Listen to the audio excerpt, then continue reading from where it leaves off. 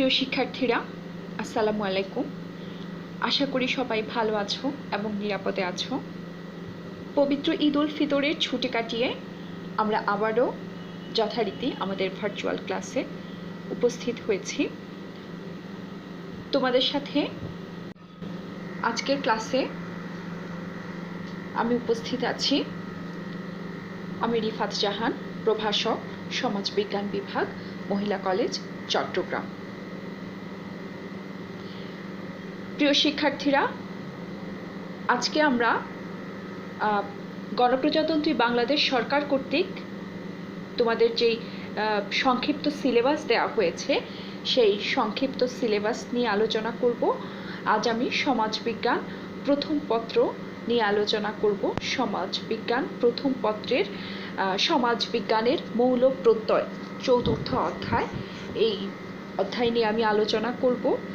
সমাজবিজ্ঞানের মৌল প্রত্যয় অর্থাৎ সোশিওলজির যে বেসিক কনসেপ্টগুলো আছে, যেমন সমাজ কি, সামাজিক প্রতিষ্ঠান বলতে আমরা কি বুঝি, হ্যাঁ, সামাজিক সংগঠনগুলো কি কি, সংঘ কি, দল কি, সংস্কৃতি বলতে আমরা কি বুঝি, সভ্যতা বলতে আমরা কি বুঝি, হ্যাঁ, সামাজিক গতিশীলতা বলতে আমরা কি বুঝি, সামাজিক গতিশীলতার ধরনগুলো কি কি, এই সমস্ত বেসিক কনসেপ্টগুলো নিয়ে আজকে আমরা আলোচনা করব।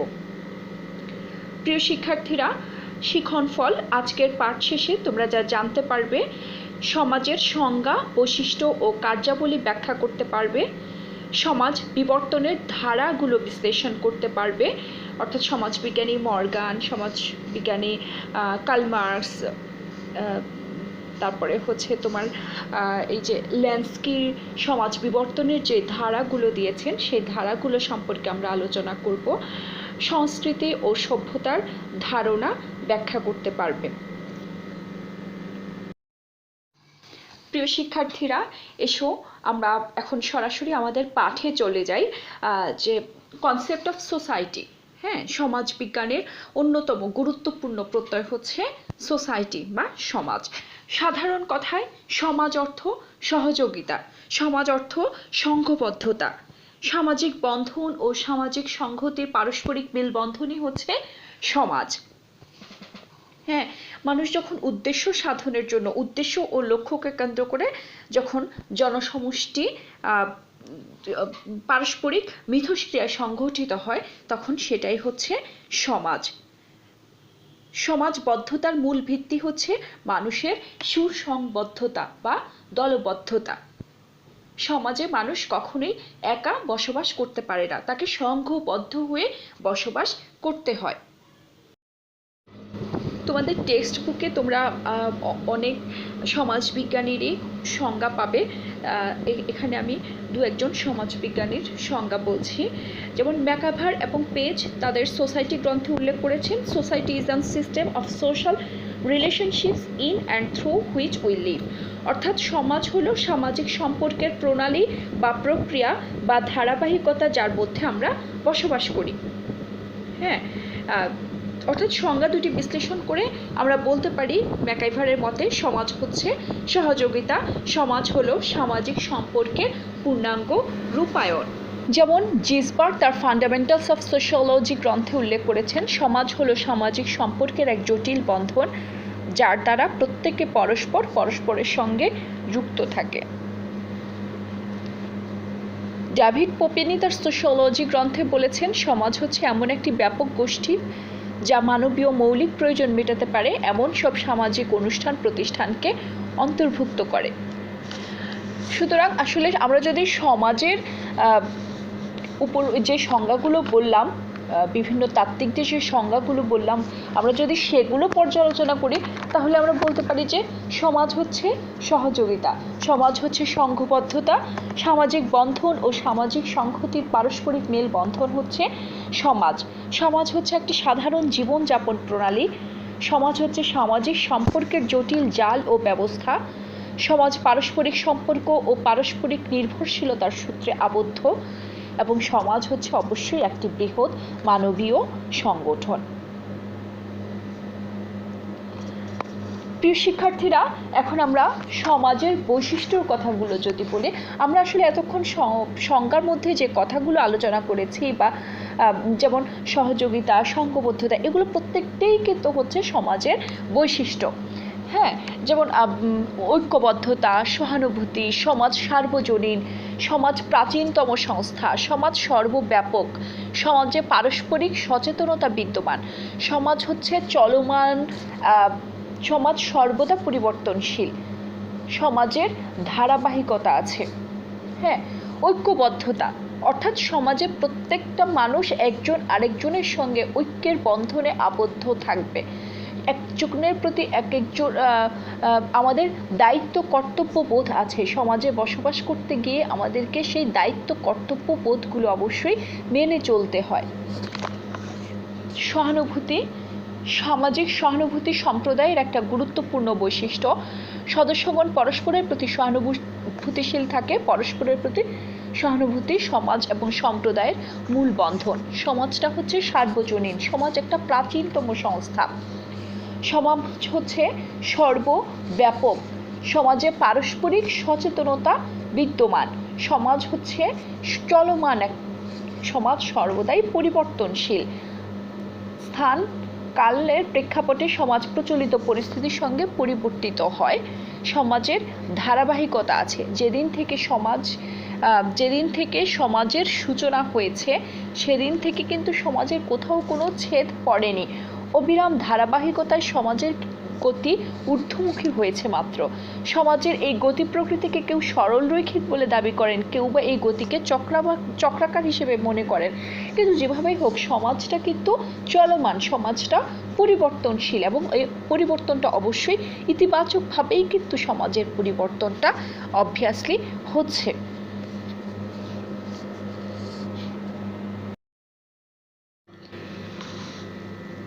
সমাজের কার্যাবলী।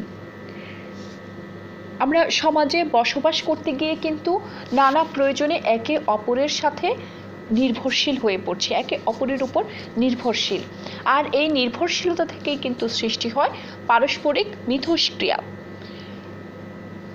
মিথস্ক্রিয়ার ফলে সৃষ্টি হয় সামাজিক সম্পর্ক এবং পরিশেষে গড়ে ওঠে সমাজ। মিথস্ক্রিয়া হচ্ছে মানুষের সাথে মানুষের যে পারস্পরিক সম্পর্ক, এই সম্পর্কটাই কিন্তু সামাজিক মিথস্ক্রিয়া। আচ্ছা, সমাজের কার্যাবলী কি কি? যেমন সঙ্গপ্রিয়তা। দেখো এখানে একটা চার্টের মাধ্যমে আমরা সমাজের যেই কার্যাবলীগুলো আছে তা দেখানোর চেষ্টা করেছি। সঙ্গপ্রিয়তা, বংশরক্ষা, প্রয়োজন পূরণ, নিরাপত্তা, সুপ্ত ক্ষমতার বিকাশ, সামাজিকীকরণ, সমস্যা সমাধান ও উন্নত জীবনমান অর্জন, সভ্যতার বিকাশ, সামাজিক নিয়ন্ত্রণ, এসবই কিন্তু হচ্ছে সমাজের কার্যাবলী। হ্যাঁ, আমার এগুলো আসলে খুব ডিটেলস আলোচনা করার কিছু আছে বলে আমি মনে করছি না।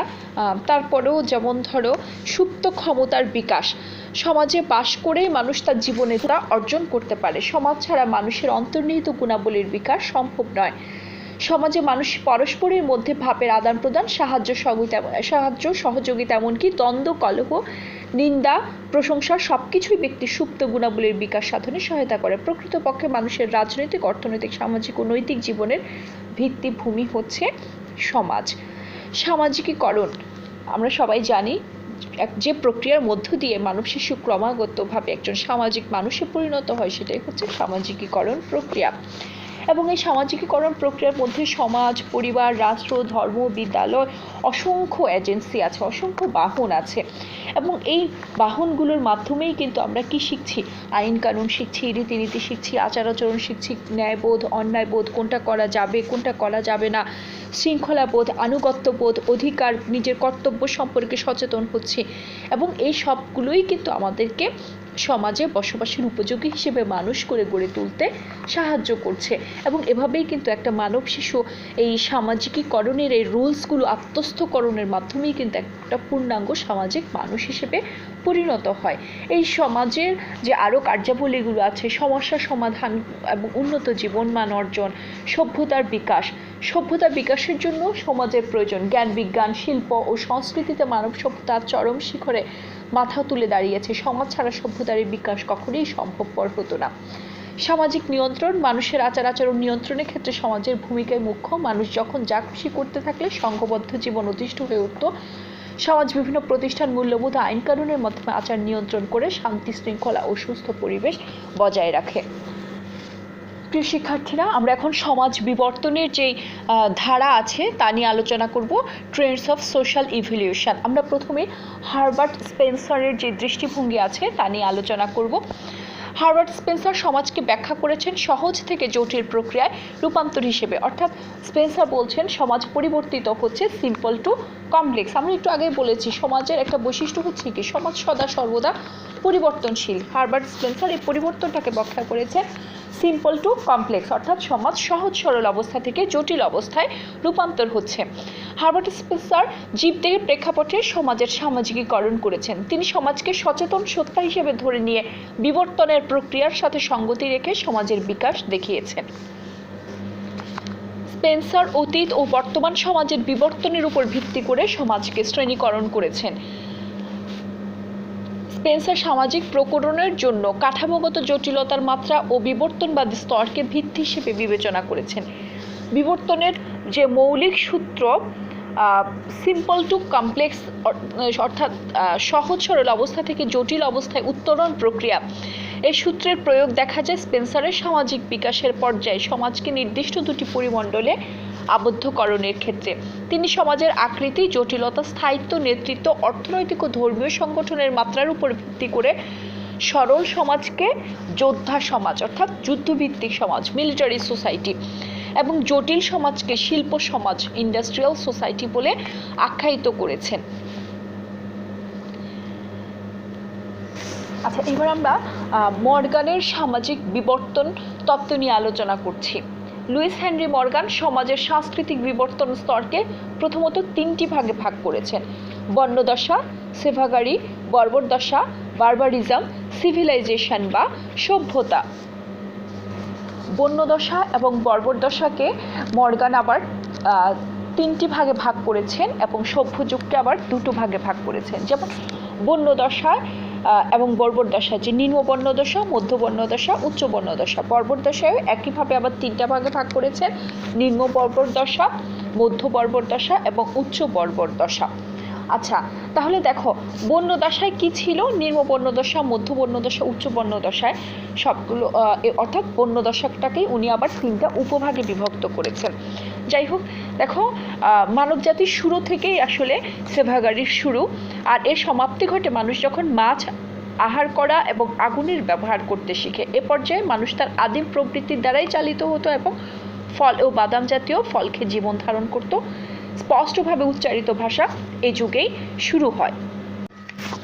আচ্ছা, দেখো মধ্য বর্ণদশায় এসে মানুষ আগুনের ব্যবহার করতে শুরু করলো এবং তীর ধনুক আবিষ্কার করলো। এই যুগে মানবজাতি তাদের আদিম অবস্থা থেকে মুক্ত হয়ে পৃথিবীর বিভিন্ন অঞ্চলে ছড়িয়ে পড়তে শুরু করে। উচ্চ বর্ণদশায় এসে মানুষ তীর ধনুক আবিষ্কার করে এবং মৃৎশিল্প আবিষ্কার করে এবং এর মাধ্যমেই হচ্ছে আদিম সমাজের, উচ্চ বর্ণদশার মাধ্যমেই কিন্তু হচ্ছে আদিম সমাজের মোটামুটি যেই যমনিকাপাত ঘটে, অর্থাৎ আদিম সমাজের শেষ হয়। তারপরে দেখো বর্বর দশায়, যে নিম্ন বর্বর দশা, এখানে এসে মৃৎশিল্পের স্থানটা গুরুত্বপূর্ণ ছিল। মধ্য বর্বর দশায় এসে গৃহপালিত পশু পালন করার শুরু হয়, আর পশ্চিম গোলার্ধে জলসেচের সাহায্যে কৃষিকাজ ও গৃহ নির্মাণের ক্ষেত্রে রোদে পোড়া ইট ও পাথরের ব্যবহার শুরু হয় এ পর্যায়ে। আর পূর্ব গোলার্ধে গৃহপালিত পশুপালন শুরু হয়। তারপরে যে লৌহ আকর গলানো আবিষ্কৃত হওয়ার সাথে সাথেই এই পর্যায়ের সমাপ্তি ঘটে।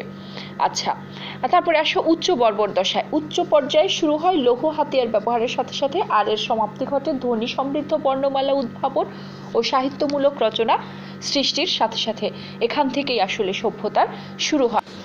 সভ্য দশা, লেখার ব্যবহার বা পাথরের উপর হায়ারোগ্লিফিক পদ্ধতির লেখার চেষ্টা থেকেই সভ্যতার সূচনা ঘটে। সভ্যতার সূচনায় মানুষ লাঙ্গল দিয়ে চাষ করত এবং চাকাযুক্ত শক্ট ও পালতোলা নৌকা চালাতো। সভ্য যুগকে আবার দুভাগে ভাগ করা হয়েছে: প্রাচীন ও আধুনিক। প্রাচীন যুগ মানুষের শিল্প, সাহিত্য ও সংস্কৃতি বিস্তারের যুগ। এই সভ্যতা মূলত তার পূর্ববর্তী বর্বর যুগের উদ্ভাবন, আবিষ্কার, রীতি ও প্রতিষ্ঠান থেকে উদ্ভূত। আধুনিক যুগ বলতে মূলত বিজ্ঞানের যুগকেই বোঝানো হয়। এই যুগের সূচনা হলো 1781 সালে শিল্প বিপ্লবের মাধ্যমে। কার্ল মার্কস তার এ contribution to the critic of political economy গ্রন্থে সমাজ বিকাশের আলোচনার সূত্রপাত করেছেন এবং তার ডাস ক্যাপিটাল গ্রন্থে সমাজ বিকাশ আলোচনাকে পরিপূর্ণতা দান করেছেন। তিনি মানব ইতিহাসের অর্থনৈতিক ব্যাখ্যার উপর সর্বাধিক গুরুত্ব আরোপ করেছেন। অর্থনৈতিক উৎপাদনকেই তিনি সমাজ পরিবর্তনের মৌল উপাদান, বেসিক স্ট্রাকচার হিসেবে চিহ্নিত করেছেন। মানব ইতিহাসের সমস্ত ঘটনাবলীর পেছনে রয়েছে অর্থনৈতিক কারণ বলে কার্ল মার্কস মনে করেন। কার্ল মার্কস সমাজের শ্রেণীকরণের ক্ষেত্রে সমাজ কাঠামোকে বিশ্লেষণ করেছেন। মার্কস সমাজকে শ্রেণী বিভক্তকরণে পাশ্চাত্য সমাজ ও প্রাচ্য সমাজের বিকাশকে গুরুত্ব প্রদান করেছেন। তিনি দেখেছেন যে পাশ্চাত্য সমাজ যেভাবে বিকশিত হয়েছে, প্রাচ্য সমাজ কিন্তু সেভাবে বিকশিত হয়নি। তিনি মানব সমাজকে অর্থনৈতিক সম্পদের নিয়ন্ত্রণের ভিত্তিতে 5 ভাগে ভাগ করেছেন। আদিম সাম্যবাদী সমাজ, প্রিমিটিভ কমিউনিজম সোসাইটি। এখানে এই সমাজের মূল ভিত্তি হচ্ছে আদিম সাম্যবাদী উৎপাদন প্রণালী। কার্ল মার্কসের মতে এই সমাজ ছিল শ্রেণীহীন সমাজ, শোষণহীন সমাজ। এই সময় মানুষ প্রকৃতি দ্বারা নিয়ন্ত্রিত হতো।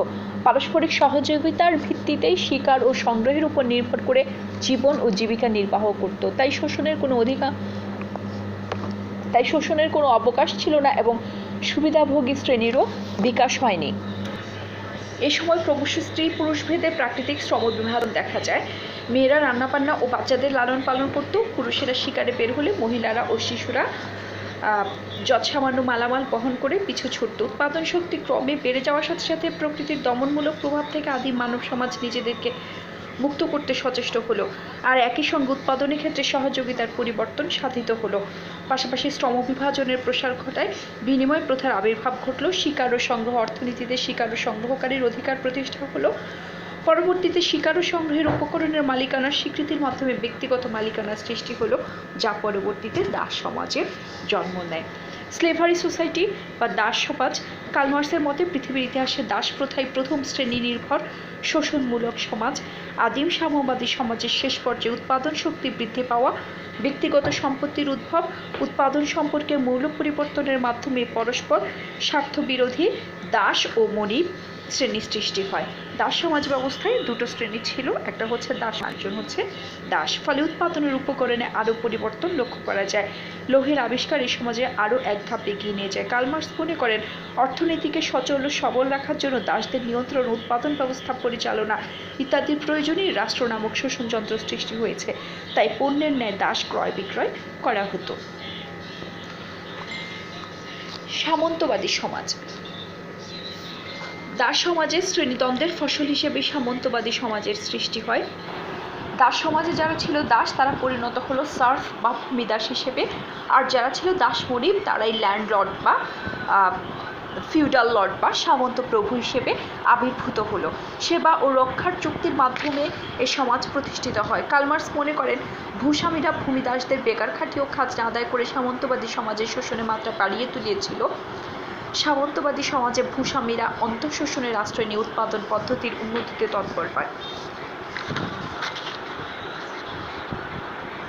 লৌহ যন্ত্রপাতির প্রসার, তাঁত শিল্পের বিকাশের সাথে সাথে ফসল ফলানো, সবজি চাষ, মদ ও মাখন তৈরির কৌশল সহ নানা কুটির শিল্পের বিকাশ সাধিত হয়। ফলে পূর্বকার বিনিময় প্রথার পরিবর্তন সাধিত হয়ে মুদ্রায় খাজনা পরিশোধ চালু হয় এবং বাজারের জন্য উৎপাদন শুরু হয়।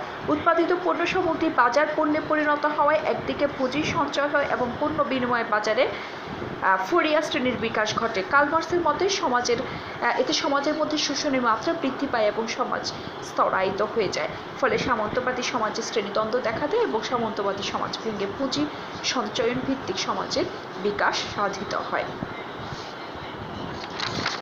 পুঁজিবাদী সমাজ বা ক্যাপিটাল সোসাইটি। কার্ল মার্কসের মতে অর্থনৈতিক নিয়ন্ত্রণবাদের চরম ফলশ্রুতিতে এই সমাজ ব্যবস্থায় পুঁজিবাদী সমাজের উত্তরণ ঘটেছে একটি সাধারণ প্রক্রিয়া হিসেবে। পণ্য বিনিময় প্রথার মুদ্রা অর্থনীতির প্রকাশ শোষণ মাত্রাকে যেমন বৃদ্ধি করেছে, তেমনি উৎপাদন প্রক্রিয়ায় প্রতিযোগিতা সৃষ্টি করেছে। ফলে সমাজে শ্রমের অতিমাত্রায় বিভাজন ও বিশেষীকরণ হচ্ছে। কার্ল মার্কস পুঁজিবাদী সমাজের বিকাশকে 3 স্তরে ভাগ করেছেন: বাণিজ্যিক ধনতন্ত্র, শিল্প নির্ভর ধনতন্ত্র ও পুঁজিতন্ত্র। কার্ল মার্কস পুঁজিবাদের উন্মেষের জন্য 2টি প্রধান শর্তের কথা উল্লেখ করেছেন, যেমন কতিপয় ব্যক্তির হাতে পুঁজির সঞ্চয় এবং উৎপাদন যন্ত্রের লভ্যাংশ থেকে বঞ্চিত একমাত্র শ্রমপুঁজির মালিক ছিন্নমূল অগণিত সর্বহারা শ্রেণীর উদ্ভব ঘটেছে। এরই ধারাবাহিকতায় সমাজে 2টি শ্রেণীর অস্তিত্ব দৃঢ় হয়েছে বলে কার্ল মার্কস মনে করেন। একটা হচ্ছে বুর্জোয়া শ্রেণী এবং আরেকটা হচ্ছে সর্বহারা শ্রেণী, প্রোলেতারিয়েত বা সর্বহারা শ্রেণী। কার্ল মার্কস মনে করেন এই 2টি শ্রেণীর শ্রেণীদ্বন্দ্বের ফলশ্রুতি হিসেবে পুঁজিবাদী সমাজে যখন প্রোলেতারিয়েত বা সর্বহারা শ্রেণীর এক নায়কতন্ত্র কায়েম হবে, তখন এই পুঁজিবাদী সমাজ ভেঙে সমাজতান্ত্রিক সমাজ ব্যবস্থার উদ্ভব হবে বলে মার্কস মনে করেছেন। সমাজতান্ত্রিক সমাজ, এই সমাজে উৎপাদনের উপকরণের মালিকানায় ব্যক্তিগত মালিকানার পরিবর্তে সামাজিক মালিকানা প্রতিষ্ঠিত হবে। সমাজতান্ত্রিক সমাজে শ্রমিকরা, কৃষকেরা 2টি বন্ধু শ্রেণী হবে। উৎপাদন যন্ত্রে ব্যক্তিগত মালিকানা না থাকায় উৎপাদন সম্পর্ক পারস্পরিক সহযোগিতার উপর প্রতিষ্ঠিত হবে এবং শ্রম প্রয়োগে তারা বন্ধুত্বপূর্ণ প্রতিযোগিতা গড়ে তুলবে।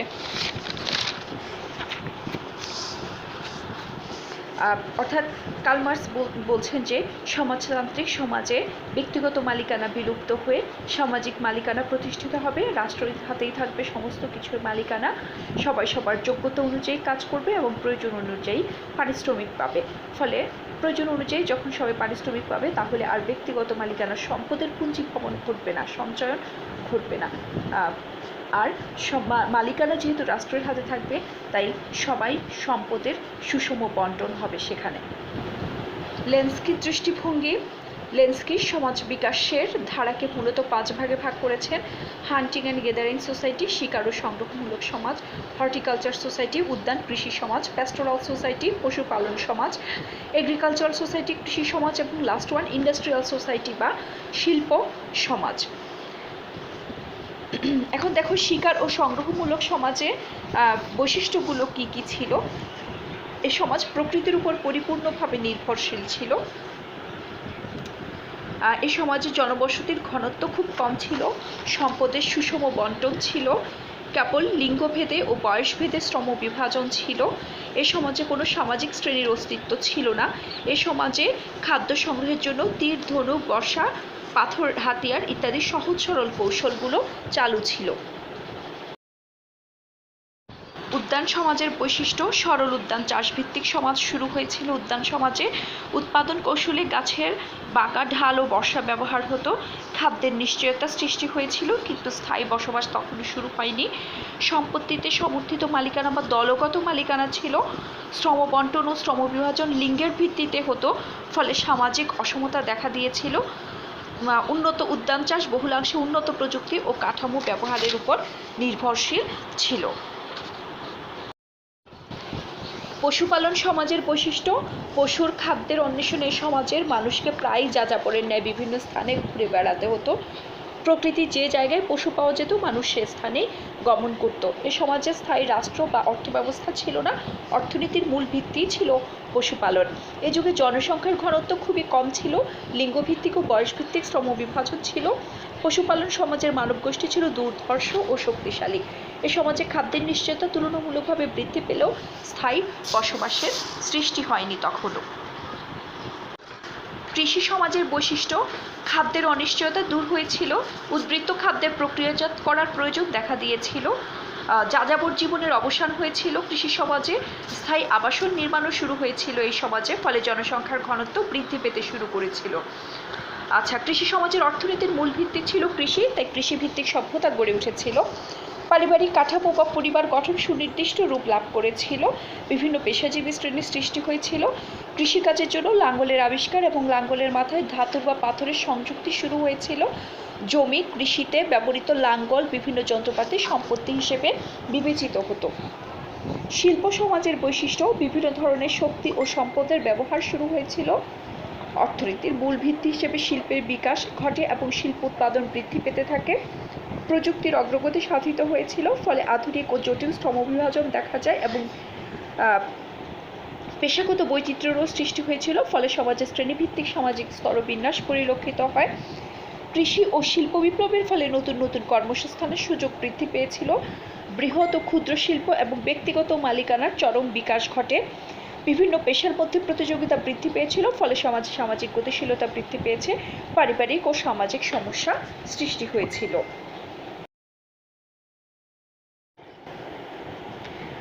প্রিয় শিক্ষার্থীরা, এবার এসো আমরা concept of culture and civilisation নিয়ে কিছুটা আলোচনা করার চেষ্টা করি। সংস্কৃতি, আমরা সবাই জানি যে কালচার শব্দটির বাংলা প্রতিশব্দ হচ্ছে সংস্কৃতি। ইংরেজি কালচার শব্দটি এসেছে ল্যাটিন শব্দ কলিরি থেকে, যার অর্থ কর্ষণ করা বা মাটি চাষ করা। কালচার শব্দটি সর্বপ্রথম ফ্রান্সিস বেকন ব্যবহার করেন। মধ্যযুগে শস্য উন্নয়নের ক্ষেত্রে, বিশেষ করে কৃষিকাজের কৌশল হিসেবে এই শব্দটিকে ব্যবহার করা হতো। জার্মান শব্দ কালচার শব্দটি প্রয়োগ করা হতো উচ্চ পর্যায়ের সভ্যতার ক্ষেত্রে। বিশেষ করে এই শব্দটি অন্তর্নিহিত অর্থ হচ্ছে যাত্রাঘর, সুন্দর সাহিত্য এবং ভালো উৎপাদন। আবার ইংরেজি সাহিত্যে 16 শতকের শেষার্ধে ফ্রান্সিস বেকন কালচার শব্দটি ব্যবহার করেন। সাধারণত সংস্কৃতি অর্থ করা হয় জীবন প্রণালী। সমাজতাত্ত্বিক অর্থে বলা যায় যে culture is the way of life. বিশিষ্ট সমাজবিজ্ঞানী ম্যাকাইভার সংস্কৃতির সংজ্ঞা প্রদান করতে গিয়ে বলছেন culture is what we are, অর্থাৎ আমরা যা তাই হচ্ছে আমাদের সংস্কৃতি। সহজ কথায় সংস্কৃতি হচ্ছে শিল্প, সাহিত্য, নাচ, গান, নাটক প্রভৃতির সমন্বয়। নৃবিজ্ঞানীদের মতে culture is what man has created material আর নন ম্যাটেরিয়াল, অর্থাৎ মানব সৃষ্ট সব বস্তুগত ও অবস্তুগত বিষয়ই হচ্ছে সংস্কৃতি। সভ্যতার ইংরেজি প্রতিশব্দ হচ্ছে সিভিলাইজেশন, যা ল্যাটিন শব্দ সিভিলিস থেকে এসেছে। সিভিলিসের অর্থ হচ্ছে নাগরিক। ইংরেজি প্রতিশব্দের দিক দিয়ে আক্ষরিক অর্থে সভ্যতা বলতে সুসংহত নগর বা রাষ্ট্রের নাগরিক জীবনের অর্জিত গুণাবলী সমগ্রকে বোঝায়। সভ্যতা শব্দটি সর্বপ্রথম দার্শনিক ভলতেয়ার ব্যবহার করেন। সভ্যতা বলতে অনেকে বস্তুগত সংস্কৃতিকে বুঝিয়েছেন। এই অর্থে বিজ্ঞান এবং প্রযুক্তির সব বস্তুগত আবিষ্কারের ফলকে একত্রে সভ্যতা বলা হয়। জিফবার্টের মতে সভ্যতা হচ্ছে সাংস্কৃতিক জীবনের একটি পরিণত স্তর। আর মর্গান বলছেন সভ্যতা হচ্ছে কুসংস্কার বর্জিত সমাজের চূড়ান্ত রূপ। সহজ কথায় বিজ্ঞান ও প্রযুক্তির সব বস্তুগত আবিষ্কারের ফলকে একত্রে সভ্যতা বলা হয়। মানুষ তার সৃজনশীল প্রয়াস দ্বারা এবং বিজ্ঞানের আশীর্বাদ পুষ্ট হয়েছে সামগ্রিক সমাজ জীবন গড়ে তোলে, তার বাহ্যিক বস্তুগত প্রতিফলন হচ্ছে সভ্যতা।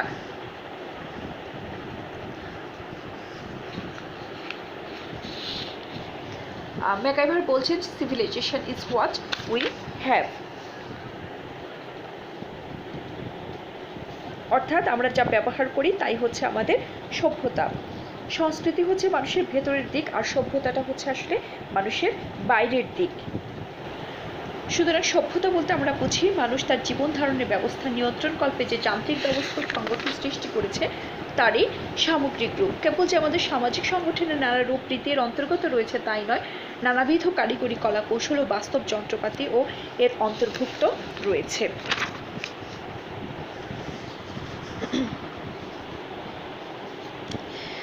সুতরাং আমরা সংস্কৃতি ও সভ্যতা সম্পর্কে এভাবে বলতে পারি যে সংস্কৃতি হচ্ছে মানব সৃষ্ট সব কিছু, অর্থাৎ আমাদের জীবনযাত্রা যা কিছু তাই হচ্ছে আমাদের সংস্কৃতি।